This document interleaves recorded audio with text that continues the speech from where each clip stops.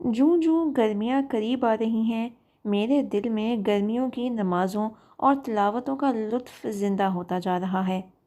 تپتی دھوپوں میں گلیوں سے گزر کر نجم مسجد تک جانے کا ایک اپنا ہی لطف ہے۔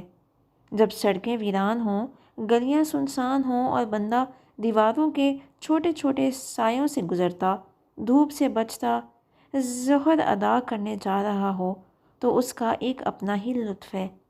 یہ سب کچھ ایک بہت بڑی خوبصورتی کا حصہ ہے۔ میں یہ سب کبھی ایکسپلین نہیں کر پاتا، لیکن مجھے لگتا ہے شاید بہت سے لوگوں کو یہ محسوس بھی ہوتا ہو۔